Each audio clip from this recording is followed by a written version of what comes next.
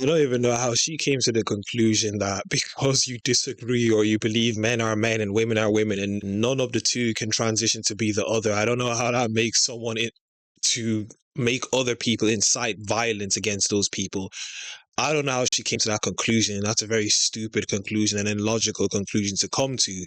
But as I said, the left want you to bend your knee to all of their will. That's all it is. They're going to change words.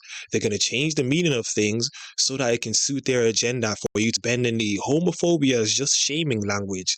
Now they're switching what phobia is, because now if we were going to go into the actual meaning of phobia, phobia is not hate. Phobia is an irrational fear of something. So they're just changing words to suit their agenda is all it is. That's right. Encapsulate a lot of So things. here's what I'm saying. I disagree with either their definition is wrong or it's overly broad in its application. Okay. So if the idea is that if I say a man is a man and a woman is a woman is inherently transphobic, that's not discrimination, that's disagreement. If they say that's discrimination, they're overly applying their own Well, I label. think when you say like they're mentally ill, like that Well, gives off. I have said, and I will continue to maintain, that gender I think they're mentally ill, so that doesn't make me homophobic because I'm just stating a fact that they are mentally ill and we need to treat their illness as such, not accept them and say, well, everybody, yeah, we should accept them, blah, blah, blah, because we don't do that with any other illness. We treat the illness properly. And we've seen the treatments they try to apply by cutting off their genitals doesn't help them in the long run. They usually stay the same and do the same thing that they would have done prior to cutting off the genitalia. So yeah, it is a mental illness. dysphoria or gender identity disorder, whichever DSM you choose to use, is a mental illness. That Just the truth.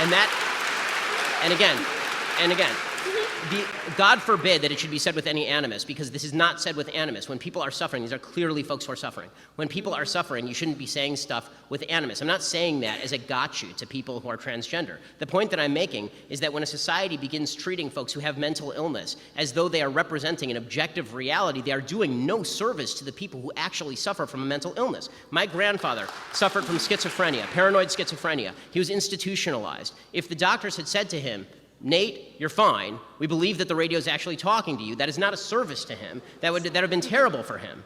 Right? They put him in an institution. They gave him lithium, and it helped. Now, I'm not saying there's even a great solution for folks who have gender identity disorder or gender dysphoria, because the solutions that I've seen, including transgender surgery, are not intensely effective from all the studies that I've seen. It's a tragic, tragic situation. But the solution is not to redefine as a society what sex means along anti-biological lines. As far as the homophobia point, it's my own religious belief about the sinful nature of particular people's behavior should have no impact on how you act in a free country or how you think. It's a free country. Do what the hell you want. What Ben Shapiro said was absolutely correct, but I would add on to that. One of the things that we should start doing is start telling them what it really is, a mental illness, and trying to treat it as such.